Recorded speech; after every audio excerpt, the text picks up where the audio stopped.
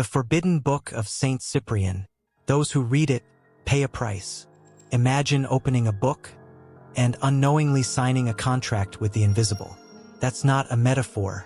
We're talking about a real artifact, passed down through generations, surrounded by rituals, pacts, and ancient secrets. A book with a dark reputation. The Book of Saint Cyprian. Some call it a cursed grimoire, others a spiritual guide.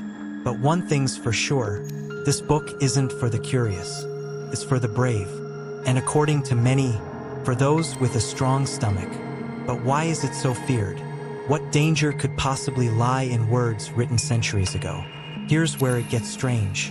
They say that even reading it without performing a single ritual is enough to trigger effects, nausea, disturbing dreams, shadows that follow you. And the weirdest part?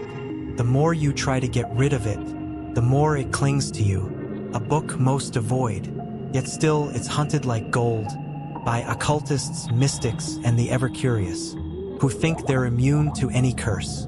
Maybe you think it's just an urban legend, just old superstition. Maybe you're right. Or maybe you're about to learn why so many regretted turning its pages. One thing's certain, no one comes back the same. And today, you'll understand why this book refuses to disappear from history. The dark origin of the Book of Saint Cyprian. Before he ever became a saint, Cyprian was anything but holy. He was a sorcerer, and not just any sorcerer. He was feared. They say he mastered forbidden rituals, spoke with entities, and wrote in blood the very thoughts others were too afraid to think. Back then, the book wasn't sacred. It was a rough draft of terror, a collection of magical practices that, today, would be called dangerously real. And that reputation, it didn't come from rumors. There are records scattered, yes, that hint at pacts made with supernatural forces in exchange for forbidden knowledge. But knowledge like that, it always comes with a price, because those who command the invisible always pay. Now imagine living in a time when fear didn't come from what you could see, but from what you couldn't. And that unknown? It was Cyprian. He didn't just explore the shadows. He came back with notes. And that's where the grimoire begins. A manual dark, ancient, on how to twist the unseen to your will. The book was banned, hidden, burned, but it survived. Because some things don't vanish. They hide. Each page a ritual. Each ritual a breach. And if you know anything about spiritual breaches, you know this. Opening one, easy. Closing it, that's another story. Few people know. Before he converted, before the church ever gave him a halo, Cyprian was feared by kings, by priests, even by other sorcerers. His name spread faster than the plague. He was called upon when all else failed. And out of that chaos, a book was born. Half cursed, half sacred, a paradox that reeks of sulfur. And if you think the story ended in the past, that's where you're wrong, because the shadow this book carries still moves through the centuries. And trust me, that shadow, it has a name and a surname. The forbidden content, real spells, real pacts, real consequences. Whoever opens the Book of Saint Cyprian knows. This isn't just another self-help guide. The words etched on its pages carry more than meaning. They carry weight. Rituals drawn in blood-red detail. Spells to summon riches, curses that require a personal belonging of your enemy, and pacts with entities that don't want your prayers. They want your courage. Even today, in this modern world, people still search for its pages, desperate for shortcuts. Want money? There's a spell.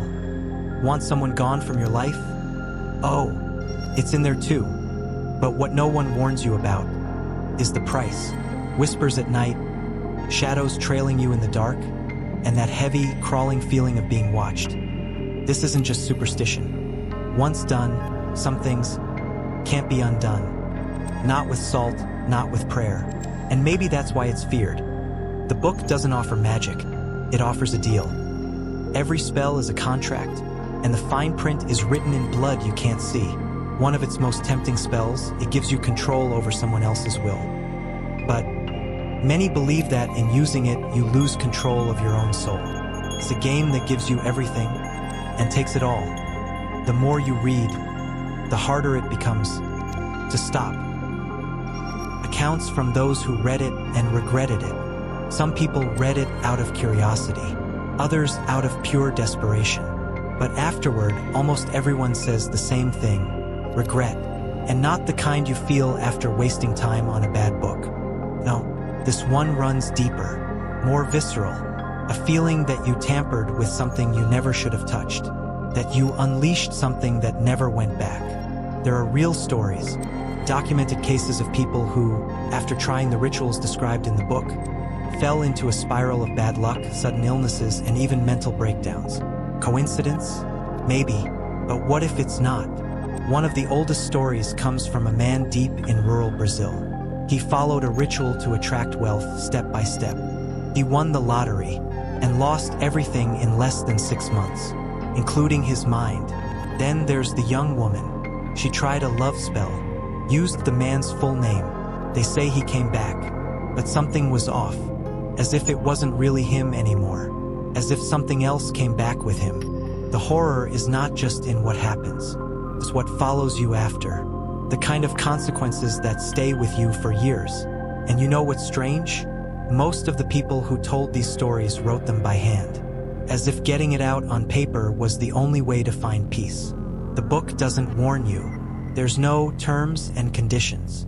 You don't get a pop-up asking, "Are you sure you want to continue?" You just do it. And only after you realize what you've triggered.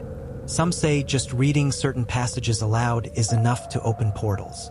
And that's the real danger. Human curiosity is a powerful thing. But when mixed with the supernatural, it becomes a cocktail of terror. Most people who tried to tap into this power weren't ready. And by the time regret hit, it was already too late. Because some doors, once opened, never close again. The curse of reading myth or truth. For centuries, an unsettling whisper has lingered in the air. Reading the Book of Saint Cyprian comes at a price. But is there truly a curse associated with its reading? Or has collective fear created a monster greater than the content itself?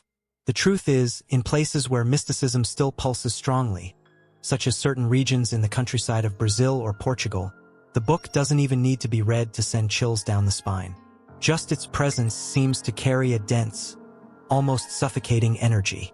Some mediums report that it feels like touching something that never wanted to be awakened. What's most intriguing is that this so-called curse doesn't always show up in the same way. For some, it appears as a streak of bad luck. Doors that close, relationships that fall apart, restless nights, and dreams that resemble rituals more than rest. For others, the effect is subtler. A shift in behavior, unexplainable irritation, a constant presence lingering nearby. It's as if the book leaves an energetic imprint on the reader's field. And the more one tries to ignore it, the stronger it becomes, like a ringing in your ear that never goes away. And then comes the question many ask, but few dare to answer. What if this so-called curse isn't just a legend? What if it's the reflection of something real, ancient, and barely understood? Some occult scholars claim that certain texts carry vibrational keys, codes that interact with dimensions beyond the reach of ordinary senses. A simple misread ritual can trigger unpredictable events. And what's even more disturbing is that sometimes you don't even have to complete the ritual. Just the intention is enough. So, in that case, what do you think happens when someone reads a revenge spell and truly means it? The many versions of the book around the world. Few people know this, but the Book of Saint Cyprian is not just one. It has many faces, and each one carries its own unique flavor. Sometimes more mystical, sometimes darker. In Portugal, for instance, the book is more ritualistic, filled with prayers and charms that blend with Catholic invocations. In Brazil, it took on a more intense form, infused with elements of folk witchcraft, umbanda, quimbanda, and even love-binding rituals. In Spain, the book leans toward occultism, flirting with Kabbalistic traditions and the invocation of underworld entities.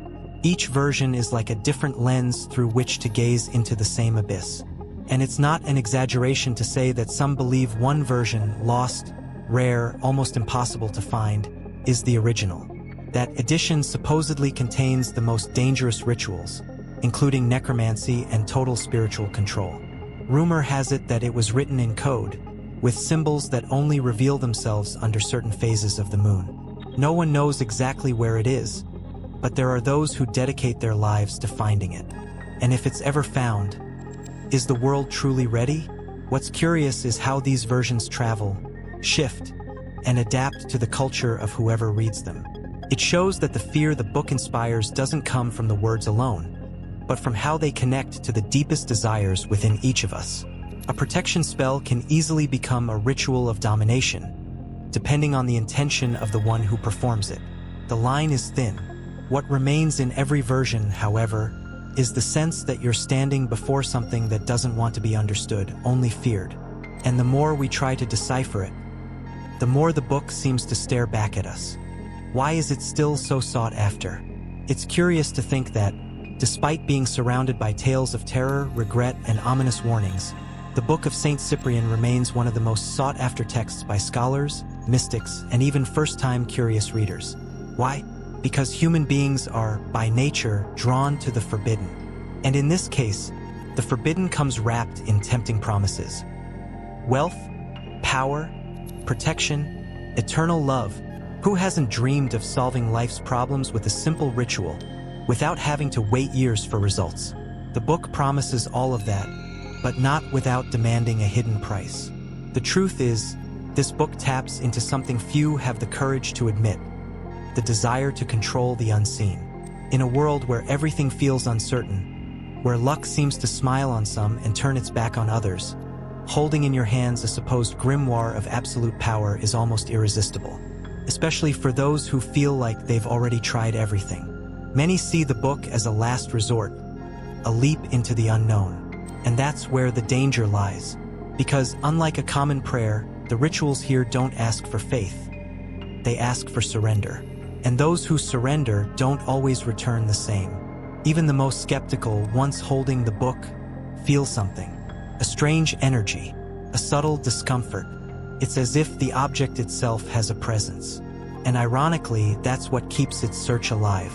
It seduces with its aura of mystery, fascinates with its forbidden content, and grips with its supernatural pull.